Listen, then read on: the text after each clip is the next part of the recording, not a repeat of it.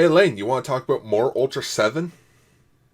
No, But it's Ultraseven. I don't care. It's bad. You said it yourself that the ratings declined around this point. So what's the point of keep watching if we know it's just going to keep getting worse and worse? Well, screw it, we're still going to talk about Ultraseven. I'm not talking about Ready Player 2 yet. Oh, was Ultraseven and Ready Player 2? No, Oh, I just want to talk more about Ready Player 2. ah, Schwat it. anyways, Schwat.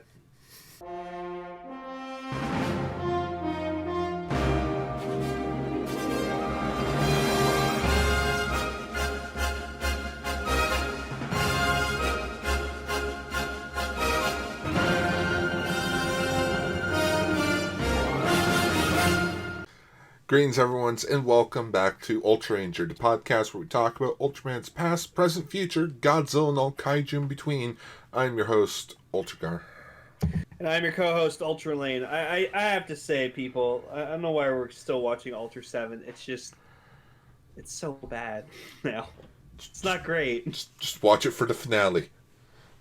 Yeah, this finale better be worth it, man. See, I got Dinosaur Tank, I got King Joe. I got what I wanted. We got Alien Metron. Yes. Well, Targeted Town was the most talked about, famous episode in the whole series, so.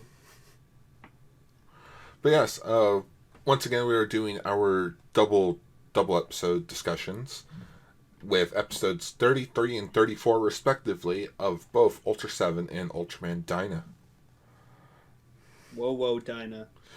Whoa, Dyna, you're definitely on a roll. Yeah, isn't it like 6 episodes in a row now? It's just been like, Yeah. goddamn. Yeah. Like 3 episodes for us. Like, episodes 157, 158, and 159 now, where Dyna has just been on a winning streak. It really has. Where Ultraseven's over there, where it's like, it has some charm. But then Dyna's just like It's knocking doing that ball out of the park. Yeah, it's doing what we wanted Tiga to do, which it finally did was fucking character development. But before we get into the good stuff, I guess we should talk about the mediocre episodes that were Ultraseven.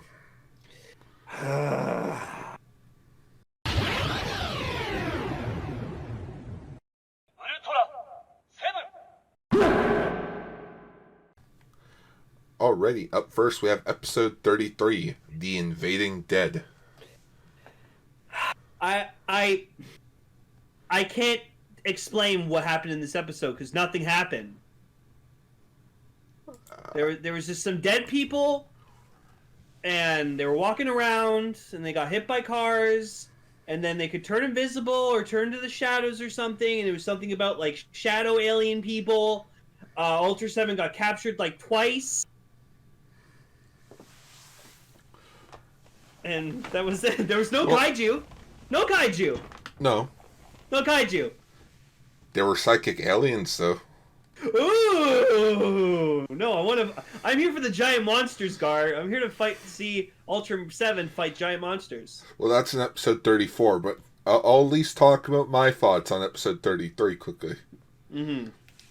So basically, the main premise of episode 33 is that the Paris HQ of TDF, not the Science Patrol, the TDF, Yeah. They sent some microfilm that contained secret information that needs to be transported. God, that is such a 60s fucking term, microfilm. Mm-hmm. God. And it's just like, I sort of liked how they did it. Like, they have like the special ray gun to hit the targets to open up all the doors and such. And like the lighting they did when like the door was closing on the giant safe, I thought that was cool. Yeah, no, there was literally a scene. They go to this safe. They like open it, I think, like as like I couldn't tell. They like open this case. They put a thing out of it. They put it in another thing, and then they walk away and they go, "All right, cool, we did it." And it's like, what just happened? They transported the microfilm. Okay. But I think that's also interesting though about the episode, however, because like we never find out what's on that film. You know what it is? It's microfilm evidence of Shin Hayata turning into Ultraman. Or or what I was thinking, maybe it's confirmation that they know that Dan is Ultraseven. Oh God, that'd be interesting. Because the way that like the aliens were, like the alien spaceship was able to like, so like the shadow aliens, that apparently they're called the alien Ulays. Okay. It's like Ule! Ulay, huh? Ule! Yeah, Ulay. They have these psychic powers, so they decided to take some deceased corpses from the Daesan hospital, and somehow they figured out about this secret microfilm, and were also able to send the corpses there. Yep. All 10 of them. Because apparently these aliens were like, you know what we need? We need 10 deceased bodies. I know we have like 6 main characters over there that they could have taken over, but no, dead people are easier. Yep. There was some mention of like some Cylon island being attacked, but that didn't go anywhere. No, and like, can we talk about the fucking space effects? Like, there were no stars. It was just a black backdrop, and like they're firing so much shit everywhere. You could literally see like the wires and like the lights and sparks that were in the background that were going off every time these explosions happened, and it was just so terrible. And then when Dan's like rocket that he like launches into space, it's going off in the distance because it gets like attacked by like the alien spaceship. You hear it make plane noises. It's like, and I was like, that. First off, space doesn't make any noise. There's no noise in space, and rockets don't sound like planes. If tokusatsu taught us anything, dinosaurs sound like elephants, and giant demonic Cthulhu demons also sound like elephants. And you know that it's funny, as Kelly was watching a bit of this with me, and she paid more attention to it than I did, because like I saw like Ultraseven get captured, and then I was like, really? He got captured again? And then like apparently like I didn't notice that like he got like freed, so I was like, wait, how the fuck did he get free? And Kelly's like, the ships shot the other ships, and they released it. I was like, oh no, don't worry, so quickly. I also had to rewind it because like, you know, I look at my phone for 1 second, I look back over, he's free, I'm like, oh, click a button to make it go back 15 seconds, and I see the ultra wing, ultra eye hawk thing, whatever, the Ultra Guard ship. They fired their laser at it, and like, you know, it frees Ultraseven. I preferred when it was like, you know, they shrunk him down. They just put a cup over him. And he's just like, this is bullshit. And also the little model they had for Ultraseven was terrible looking. Like it was just like a head of Ultraseven on like this little like shitty clay body. It was just awful looking. But just God, nothing about this episode is memorable. It's nothing. It is sort of filler. Like, no kaiju. Like, come on, you could have got. I would have accepted anything. But well, apparently, we were gonna get the alien designs, but that did get scrapped during production. I feel like they just had trouble making this episode, so they were just like, okay, we have to do with what we have. But it's weird because, like, you know, it's a Sozu Hara written episode. Mm-hmm. So maybe he had some idea what he wanted to do, but then, you know, like, the main director of the episode is Hajime Tsuburaya's son. Yeah. Which, you know, there are some good tracking shots, at least. But I don't know if it's just him, because I noticed in both these episodes, and he directed both of them, the weird flashing of scenes, of going to the next scene. Oh, fucking episode 34 did that a lot. Yeah, and so this episode 34 did it 3 times because rule of 3. Yeah. So episode 34, The Vanishing Sea. At least this one was kind of more interesting. It gave you what you wanted. It gave you giant kaiju fights. Yeah. So like basically it's like this alien race who like wants to like inhabit like the Earth or something, or like they're doing something, but they need like a place to stay temporarily. So they like vanish, make all these buildings disappear, and then they reappear them in the middle of this like field, like out in the fucking middle of nowhere.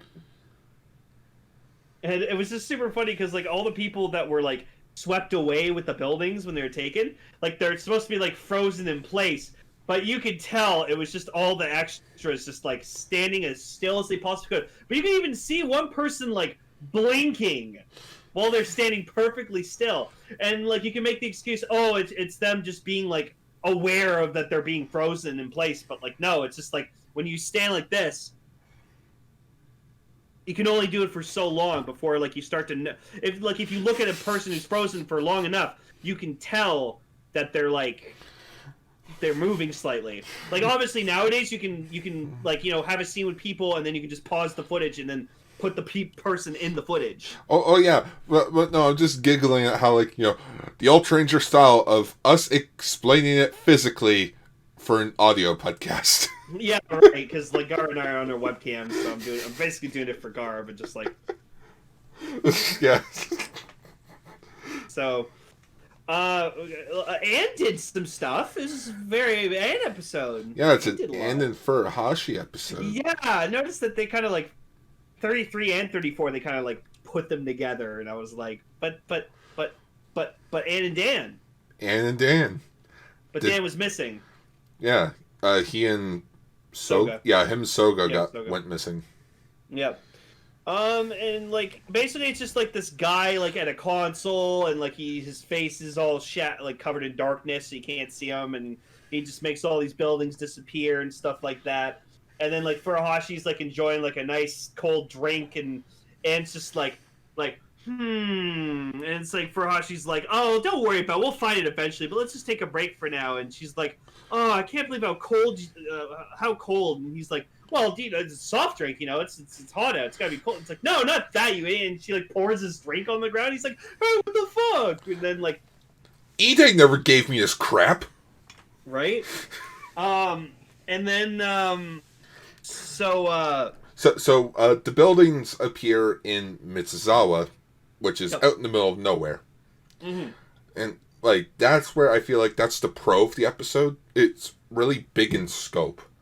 Like, it's not like one person's missing or a group of people went missing. An entire city went missing. Like a city block went missing. Yeah, like a city block went missing.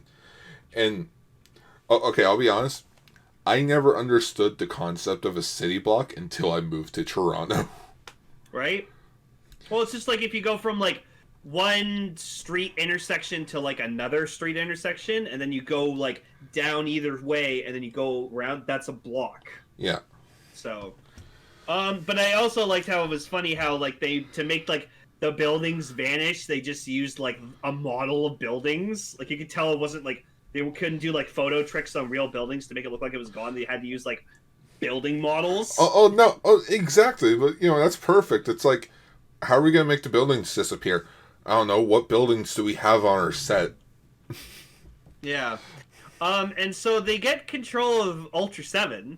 Yeah. Which is interesting. That was cool. Oh yeah, and also the aliens communicate through this like woman with a crystal ball, and she's like, "Oh, we're taking over. We're temporarily staying here, so don't get involved, or we'll kill your friends and the people we have." I warned you.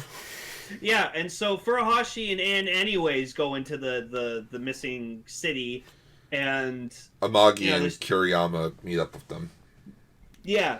And so then the alien forces Dan to turn to Ultraseven, which then we get to see like Ultraseven like fuck some buildings up, which was actually pretty cool. Like he almost tried to kill them with his eye slugger. So that was a pretty cool shot, how like they all ducked and the eye slugger effect just sort of like curved around them. Also, I liked when they went, they took shelter in like this kind of tunnel, and you could see like Ultraseven's like feet walk by. Yes. And I was like, that That was a nice shot. I like that a lot. It was a nice composition shot because it really puts you into perspective of just how big Ultraseven is compared to compared to the human characters, of course. And then yeah, we kept having those like doot doot doot doot shots, and then we got a wipe shot at one point. And... I'm just sitting there like, what the fuck? I just feel like taking Luke and Obi-Wan, looking at like what's the town called in episode 4? Mos Eisley. Oh, Mos Eisley, yeah. Yeah, but replace that with this city. Yeah. You'll never find a more wretched hive. Of scum and villainy. And then we get introduced to so like Kiriyama or Furuhashi or someone they find where the guy is. It was Furuhashi. Yeah, and he shoots him, but then he like starts like bubbling, and then so he transforms. He transforms. Yeah. He transforms into the foaming monster Duncan. Duncan. Duncan? I'm calling him Duncan. Duncan from Total Drama. Weird kaiju. I see him and I'm like, okay, he's pretty cool. That roar though made me laugh. Freaking reminded me of Gama Kajira, just. Yeah, so it was like this weird, like he looked very like spiky and spongy, and like you could tell like he could like roll up into a ball and like produce more foam and stuff and like that. Like when Furuhashi took him down, Dan of course regained consciousness of himself, and like you see him shake his head, and it's like, oh man, what just happened? Oh, hey, giant monster. Guess I'll go beat him up. I'd like if he just saw, like, Anne, and he's just like, Anne! Oh, shit. Dan? No, it's me, Ultraseven. Ho, ho, ho, ho, ho. And Dan Margoshi's dead. I killed him. Here, he's right here. Say hi, Dad. Hey. See, he's talking right now. You know how everyone says, oh, Ultraman's just giant monsters fighting in a city? Yeah, this. Yeah, this was giant monsters fighting in a city. So it was great. Yeah. Yeah. And so, yeah, Duncan gets blown up or whatever, so. And the city does not get reverted back to the, doesn't get reverted back to the city part. It just stays in Mitsuzawa. Yeah, the narrator's just like, oh, it's like a farm city. And, like, you know, it feels like if the city could talk, it would be very relaxed and relieved that it's, like, out in this openness. And it's like, I'm like, what? What? Huh? Okay, like, I hate this narrator. It doesn't make any sense. And also, I forgot the last episode, episode 33 ended with, like them seeing their shadows, and it's like, Soga, it's just your shadow. And then Dan shows up. Hey, Dan, where the fuck have you been, huh? And then he gets like he picks up the phone. He's like, huh? And then just freeze frames on his face, like getting talking on the phone. It's like, what? Well, what do you expect from a narrator who again was Zafi? Yeah. So maybe Zafi's just like narrating to the others as Ultraseven's on Earth. And, Taro, who's still a child at this time, voiced by Masaka Nozawa, Goku. I don't get it. I don't get it. You know what, Taro? How about you and your friend Tregear over here? Go play over there. So these episodes of Ultraseven were okay. 34 was better than 33 by, like, a long shot. But not by much. This definitely reminded me of the Dyna episode with Hamilla and how he took like parts of towns. Mm-hmm. Except in the Dyna episode, it at least expanded on it more, with like how did the people actually react to this? Yeah. And also Hamilla was just a better character. But with that out of the way, let's get into Dyna. Dyna.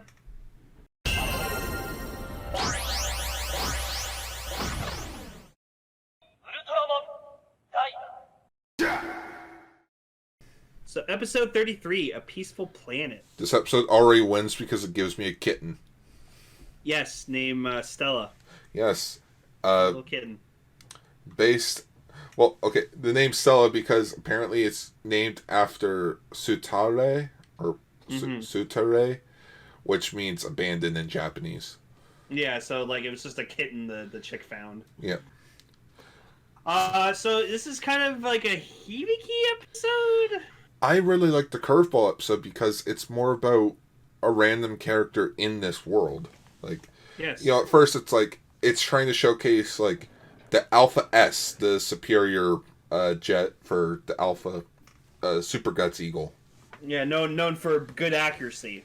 Yeah, and like they're during like you know it's Ryo, Hibiki, and Asuka at this press conference, and this is where we introduce the character, or the main character of the episode, Hasumi, where he starts to like question like he basically calls them out for their shit. Yeah, like he's reported on them multiple times before because Hibiki like recognizes his name, and he basically says like oh Guts was about like this, but Super Guts is more like militarized and like it's you're all you care about is just getting stronger and like getting better weapons and stuff. And Hibiki's just like, well, yeah, we fight lots of stronger foes and we need this stuff, and sometimes there's battles we can't get out of. But like he's like Guts is about scientific discovery, but all you're just doing is building more weapons. Why don't you take your resources and figure out how to actually stop it? Yeah. And so Asuka obviously like yells at him over it, and Hibiki's like, it's fine. I like that. Where Asuka was literally about to call him out on his shit, but Hibiki just grabs him and be like, "Let me handle this." Yeah, no. If Asuka had his way, he would have punched that guy in the face. I even love it. Like, damn man! Yeah. Just fucking punched him. Just as Hasumi keeps talking, the camera crew literally tilts the like all the reporters start moving their cameras over towards him. Oh, yeah, this is good shit. Yeah, this is good shit. It's like, there will be questions afterwards. No, I want my answers now. So then we get introduced to this girl named Sonoka. Sonoka. Sonoka, thank you. And so like she kind of wakes up in Hasumi's apartment. Like she ends up in Hasumi's apartment when like he wakes up and like there's a kitten. He's like, oh, it's a kitten. Ah! You know who she reminded me of a bit? Who? What's her name from Kamen Rider Double? Oh, Akiko. Yeah, Akiko. Yeah, kinda. So she's asking like Hasumi to like help her investigate because like she's part of like this gang called the Rollers, I think. Oh, I didn't realize they were a gang. I just thought they were just a rollerblading gang, like friends. Yeah, they're like a gang who like did mischief and rollerblade everywhere. So she goes to Hasumi because apparently like her boyfriend, who's the leader of this gang, and like his three other friends, they've all like stopped wanting to fool around, and like they're all in like their school uniforms and stuff, and they're like, yeah, we kind of just it was kind of pointless, so we just kind of want to get on with their lives and do good things. So then like her boyfriend Sho also ends up being like that, and like Hasumi, like she asks Hasumi to like kind of like investigate, and he's like listen, I'm a reporter, not a detective. And she's like, same thing, you reporters investigate stuff too to get a good scoop. And he's like, fine. So, and she's like, yeah, like my father's an asshole, like all he does is yell at me, so like I'm trying to get away from him and stuff like that. I ran away from home. Yeah, so like the whole episode you're just kind of like thinking like who's her dad, like are we gonna see this dad? I was not really like, okay, before we even like say anything about it, that blew me by surprise. I probably confused at first, but then I was like, okay. Because we see a flashback of her going to see her boyfriend. Yeah. To be like, hey, can I stay at your place? I got into an argument with my dad. No, just pair things up with your dad and go home. Bye. So, like, she's just been out on the streets for, like, the last few days. And she thinks she found where the spaceship is. Yeah, because she thinks an alien is the one who's causing her friends to, like... Change. But, like, Hasumi's just like, Or maybe they just decided they don't want to do that anymore and they just want to live better lives. Did you ever Yeah. think about that? And she's like, No, it was aliens. yeah. So like she finds this abandoned warehouse where she believes the satellite is. Hasumi gets there, and she's just like, "It's all a lie. There was nothing here. Yeah, there's no aliens. I'm waiting for my father to show up to see the man he despises the most." And when I heard that, I'm like, despises the... They cut the camera to like a guy in a trench coat, his face is covered, walks closer, it's Hibiki. I'm It's like, Hibiki. Hibiki's got a daughter. I'm like, Sonika is Hibiki's daughter. Yeah, and so, Damn! also Hasumi, we had like a flashback with like his wife and kid, and that's not really explained more with them. Like, did they die? Did he leave them? I personally like that. I like that there is no clear-cut answer. It could be that they died from a kaiju attack. It could be that she left him. Because you can tell that he's upset about it. So I feel like we'll see this guy again. hopefully, because he was a really good character. He was very interesting. And I liked how he had like things in his house, like of bulletin information. Yeah. Which I want to quickly talk about that. Mm. So apparently the TPC made a public announcement about Asuka's recruitment to Super Guts. Oh. In which on the paper it dated September 6th, 2017, which September 6th is the premiere date of the show. Yeah. Mm-hmm. But then the second newspaper clipping, the one that said former Commissioner Saiwa visits the TPC Mars base, that one's dated for February 8th, 2019. Hmm. Though I believe it was wait, this is episode 33, so 1, 2, 3. Episode 29, they stated that it was 2018. Hmm. So are you telling me that 3 years passed throughout Dyna? Maybe. That would be astonishing to think about. Yeah. And then lastly, the third photo that we see is Captain Hibiki with General Tetsuji from Tiga. Yep. You know, the guy that was like, "I'm not abandoning the base." Yeah. No, that was great. If you're still having trouble, he's the goatee guy. Yeah. Think of him like that. He's the guy with the goatee. Yeah, I remember him. But yeah, so he's just like, Soloko, like, come home. She's like, no! Fuck you, Dad! Oh, Asumi's like, hey, what the fuck are you doing here? And it's like, picking what up are my you doing daughter. here? Asuka's like, "What are you doing here? What are you doing?" So then they start hearing this loud scream, and they get knocked out, and they wake up, and they're on a spaceship tied up. They're not on a spaceship. They're still in the warehouse. Oh, they're still in the warehouse. Okay. I didn't realize that. So It was an I alien. guess it was an alien. So, yeah, we get the super vicious alien Narcissan. Oh, I get it, because narcissism. Yeah. And, I'm guessing he, because it was I think it was a male. So it was a female actress dubbed Yeah. over by a male actor, I believe. Yeah. So their job was to, we make planets peaceful and stuff, or our planet's really peaceful, so we make this biological weapon called Menifa that absorbs all the minus negative energy within beings and then uses it to, like, for destruction or something? So the way that the alien described it was that since their planet was full of peace, they don't really, like, they're very terrible at combat. Mm-hmm. So they've just absorbed all the negative energy on a planet, turn it into a Menifa, and it destroys the planet. Wow. Because they don't know how to fight for themselves. Yeah. And Menifa was actually pretty stupid looking because he just looked like a bunch of grapes. It's a giant blob. Yeah, it's just a giant thing of, like, it looks like a bundle of grapes. But like an eye. the way they had the fight go down with Dyna was very clever. Hmm. because, like, Asuka turns into Dyna, of course.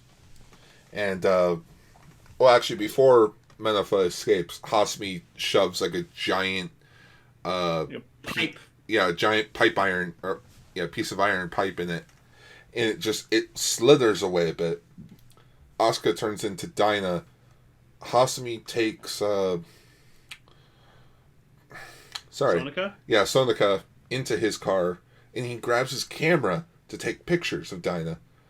And that's how we see the fight. We see it through him taking, like, picture after picture. Yeah, that was clever. It's a clever way to showcase Menafa being able to dodge its attacks without doing actual animation. Yeah.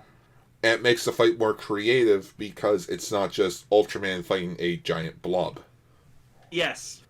But then Hibiki's like injured or whatever like that, but he takes the Alpha S, and like they're like, Hibiki, you're injured, fucking do this. He's like, I don't care. And so then like he does this kind of speech where he basically just says about his daughter, like, I don't care if you hate me. Honestly, if you just want to be a shitty brat, then I'll accept that, and you can be whatever the fuck you want. I don't care, because I love you. You're my daughter. And I was like, wow. All right. Because as a true parent would, he believes that as long as you are yourself, that's all that I care about. Yeah. And so he, like, destroys, like, he shoots the weak point, and then it lets Dyna, like, fucking... the pipe that got shoved in, he fires at it, and it makes it crack a bit, like, if it, like, dried out. And then Dyna, like, does, like, this drill attack in strong type form, drills his way through it, and all... sort of funny when you think about it, and all the negative energy went back to the preteens. Yeah, like, you see just Dyna, like, flying, it's just releasing all these, like, particles, and I was like, oh, okay. Now everyone's an asshole again. Yeah, everyone's got their, like, the roller gangs back, and... Or at least all the younger kids, because the way that the alien was talking, it had to be young, rebellious, like... Well, yeah, because youth usually have, like, the most, like, negative energy. Mm-hmm. Because you can rile them up easily and stuff, so... And it's the cat, and, like, apparently, Sonika kept the cat. Yeah, even though she was like, don't make me smelly. Because that's when they realized something was wrong with her. Because she wouldn't say no to that cat. It's your tiny baby kitten. A little tiny baby Stella. In which, I'll admit, when I first heard the name Stella, first thing popped into my head, Stella! Stella! Can't you hear me yell? So another last interesting fact about the episode is that during the credits, because I watched the credits, because they sometimes extend from the ending, and like we see that her friends are back to normal and they're starting a band, and they sort of like let Hasumi be like an outside friend of like, hey, if you ever want to hang out and listen to us sing, we're down. But then it cuts to the bar that they were at, and it pans over to see all these photos on the wall. I'm like, it was the same bar from Tiga. The Munakata went with like that reporter friend of his. Yeah. Yeah, that's right. That's why it looked familiar. And then like it showcased the photo of Munakata with a Iruma from the one episode. And I'm like, oh my goodness, it's so adorable. It's canon, continuity. It's continuity with the previous show. But yeah, this was a cool episode. I liked it. I'm glad. Like, it's cool to know that Hibiki has a kid, and like Iruma also has a kid. It's just nice. Wait, does Iruma have a kid? Yeah, I remember there was that whole episode where like she kind of like right. her son. Right, her son that she somewhat abandoned onto her father's? Her mother-in-law, because like her husband went to like Brazil and died. As, like, and died. Yeah. Yeah. But speaking of Munakata, episode 34, Moment of Decision, literally starts off with seeing Munakata again. Yeah, so it's when Koda gets recruited into Super Guts, or like he wants to be recruited. Or at the time, it was just Guts. Yeah. In So which, Munakana's just like, so what do you want to do? Why do you want to do this, son? And he's like, well, like you're Munakana. Like I want to just be just like you. And he's like, huh. All right, you're in. but like honestly, I squealed. I sort of squealed for a moment because I didn't real because I thought it was just gonna be Hibiki in a Guts uniform, but then it cuts to him, and it's just Munakana. I'm like, oh. Yeah, and so it's interesting too because this is about like being like a deputy captain, and that's what Munakana was. He was the deputy captain under Captain Aruma. So I like that, like when like Koda's talking, because like Koda's kind of daydreaming about it, and Hibiki's just like, "Hey, what's up?" He's like, "Oh, sorry, I was just thinking about when Munakana recruited me or whatever." And he's like, "Yo, you met Munakana?" And it's like, "Yeah." He's like, "Yeah, he did some really good work for Guts, like really strong, brave guy." I also especially like that they address where he is right now, in which apparently he's still part of the TPC and he's training new recruits in the West Asian branch. Yep. But yeah, so this is a very big Coda focused episode, which is about fucking time, I'd say. I mean, we did have like that episode with like his friend in the underwater base, but we all know how that went. Yeah. Wait, was that not? I thought that was Karya. Oh, it might have been Karya. It was either one of those two. Or like with his museum friend, or like with his architect teacher. No, that was also Karya. Oh. Karya, Coda, same person. Pretty much. The one with the hairdo. The one with the Elvis perm. Yeah. So Hibiki's going away to like join on this like space station that's like it's like all about like energy conservation or something. Helio. So yeah, Helios. Yeah, Helios. So it's essentially a solar panel out in space that absorbs sunlight and it projects it onto the other planets' bases. That way they can keep expanding their colonies and stuff. Yeah, their new frontier. Yeah. And who of course is the engineer?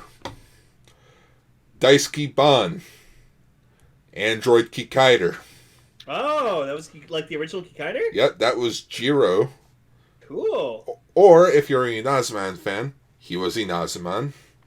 Oh. Or from Super Sentai, he was Makoto Jin, who was the second Battle Cossack. And since it wasn't an official Super Sentai team, he was Daisuke Izumo, aka Fire Stealth Captain number 7. Oh, wow. He's done a lot. Got around in the 70s as a tokusatsu hero. Yeah. So Hibiki leaves Koda in charge of the Super Guts base while he's gone. And I'm so glad they didn't do the stupid thing of, like, him being a jerk to everyone because he's like, I'm acting captain. Yeah. Well, like, he does a thing where, like Asuka's just kind of, like, relaxing and Koda's just like, hey, I'm in charge, so, like, fucking shape up or whatever. And Asuka's like, oh, well, why can't we just, like, relax? Hibiki's not here. Like, it's fine. And then all of a sudden a kaiju attacks. Yep, the giant space spark monster Bazob. Yeah. Bazob? So he attacks... Yeah, so he attacks the Bazob, I think it is. Yeah, Bazob. Or it'd probably be like Bazobu. Bazobu. So Bazob attacks the Helios power station, and like its thing is like every time it gets near something electronic, anything electronic that goes near it shuts off. So the base shuts down, and like it breaks into pieces, and so like we see like the Guts Eagle trying to fly towards it, but all power shuts off. It's like a giant EMP if you get close to it. I was honestly for a second thought I thought Asuka was I know Asuka wasn't with them, or was he? No, he wasn't. No, I like to think if he was with them, he might have turned to Dyna at that point. Mm-hmm. It's like, oh, no one can see me. Dyna. I sort of found it funny when the Guts Eagle shuts off. They're like, oh no, we're gonna crash into it. like as it's just floating. It just swats it out of the way. Whatever. And so they think that like the power station's gone, like so Hibiki's dead, but then you find out later that it absorbed it into its stomach. So he's still alive. Yeah. So he's in there with the director or like the engineer, and so the engineer lets off like a So he lets off like an SOS signal, so like Super Guts knows where they are, but then like Hibiki destroys the signal, and like they're like, oh shit, the signal's gone, and Koda's just like, you know what? Hibiki did that, and it's like, why? Because he knows that, like, because Hibiki mentions, he's like, because I know they won't attack it if they know that I'm in here. Mm-hmm. So like that was kind of cool of Hibiki just be like, no, I need them to do their jobs. You know what like Hibiki and Koda's relationship remind me of in this episode? Kruger and Sky from SBD. Yeah, because Hibiki, before he leaves, he asks Koda, like, he's like, okay, would you sacrifice a few lives to save many? And Koda's just like, well, I do my best to save the many and the few. And it's like, yeah. But if you were had to make that decision, what would you do? And he's just like, I really don't feel like comfortable answering that because I don't know what I would do. And Hibiki's just like, everyone has to make that tough decision. So when the time comes, you'll know what to do. And it's just like, it's astonishing because like as Bazo gets closer and closer to the headquarters, they're afraid that like the base is going to be destroyed. Yeah. Everyone that works there is going to be dead. Yep. So, and because like the base is like shutting down and stuff like that because of electronics, so they have this like missile system that they can use to destroy them. And like Asuka's just furious because he's like you're gonna fucking fire that thing knowing that Hibiki's in there, and like Koda's just like, well, like if we don't destroy this thing, 30% of the base is gonna be gone and we'll be fucked. And Asuka's like, no, we gotta fucking save Hibiki. And so like he dashes off, and then like he uses like a grenade and like a signal flare to like kind of smoke signal to like get his attention. He's like, that's right, come here, you fucking bastard. No, I love that he didn't try to use his laser gun. No. Just grenade. Yeah. And he does like the Jeff Goldblum thing in Jurassic Park. It's like, oh, come on. And so then he turns into Dyna to try to like destroy it, to fight the thing. But like, you know, he's not really doing much against them. So like Koda tells like Nakajima just like, okay, I need you to get ready to fire this thing like when I tell you. And he's just like, I don't. He's like, Nakajima, I need you to do this. Like, I'm ordering you. And he's like, Raja, like, all right, I will. And so he's got like the weapon ready to go and everything like that. And so like Koda's like super like stressed with himself. It's like, fuck, like I don't want to have to sacrifice Captain Hibiki to like destroy this thing, but like I know I have to. And like it was just really powerful. And so then like what happens is like Koda. He knows that they find out if they destroy the antenna, they can like get their electronics back. Yeah. So then he goes in like this glider that's like not electronic.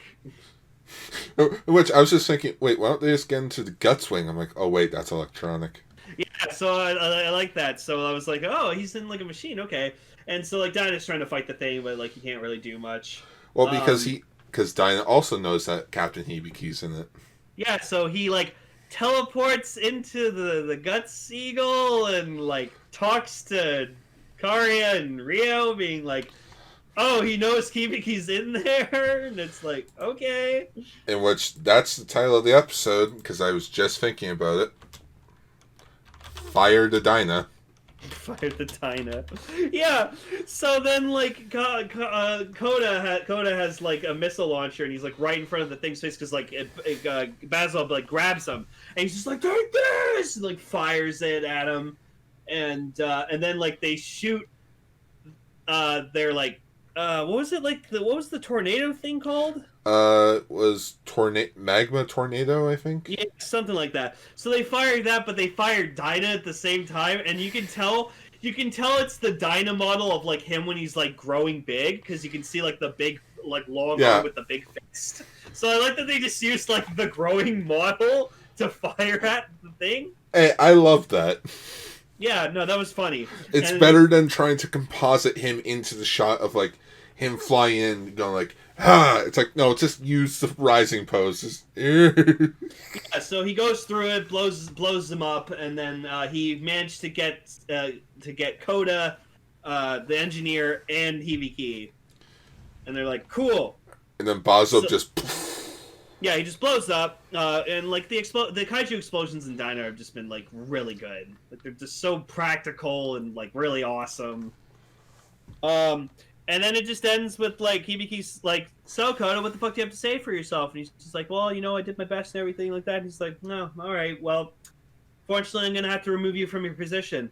Oh, because I'm making you my deputy captain. You're promoted, buddy. Woo!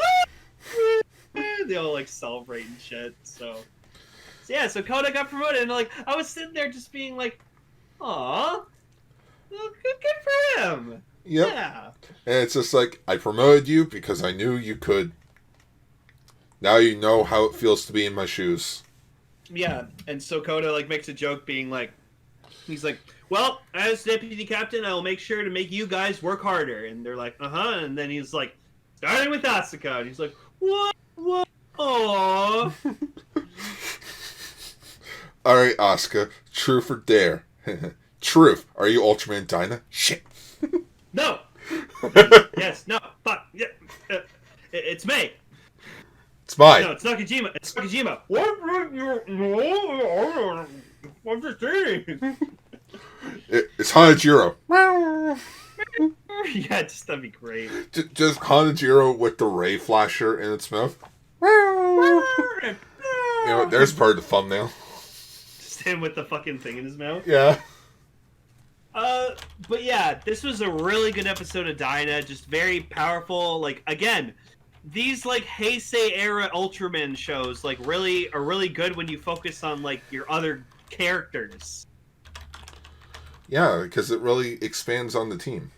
Yeah, it makes us care for them more, give a shit about them, Except for that one episode where like Rio was like willing to fucking just die because she was a soul. That was stupid. That was a dumb episode. Oh, the flying ghost ship episode? Yeah, that's so dumb. So I was like, right before we started recording, I was renaming the episodes on my folder. Mm-hmm. And I got to that episode, I'm like, oh god. And I just remembered, best scene of the episode, the ending, because it ended. Yep. No, we did not enjoy that episode. No, but man, Dyna's just been on a streak, man. See, I knew it. I knew getting into this show, like, cause like we saw Dyna in the Orb Origins saga, and we were like, oh, he's super cool. Like, I love Dyna. And then we saw him in the Saga movie, and like, everyone hyped him up. It's like, oh man, Dyna's so fucking cool. And I was like, oh yeah, I guess his show's gotta be really good then. If like, he's like in this. He was in the Zero movie because he met up with the Mega Monster Battle people. Yeah, so far it's just one or at least one that I would. Okay, you know what? I'll be generous. At least 5 episodes have just been okay. Yeah, not every episode's gonna be a winner. No, because writers get writer's block, and like they have like budget issues, and like sometimes everyone's just they're not on their best day. Speaking of writers, the episode of Hasumi and Sonoka was written by the head writer Keiichi Hasegawa. There we go. So, yeah, no, Dyna's great. Ultraseven, no. I'm starting to see really why they the show's ratings were declining. So, well, I guess that wraps up today's episode of Ultraranger. This has been Ultraranger episode 159. Fire the Dyna. Fire the Dyna. And we'll be back next time with another 2-parter for Dyna that features Hori and Shinjo. Shinjo! We'll see you all next time, and as always, schwa for now. Schwa for now. I don't know why I'm waving goodbye when you can't see me.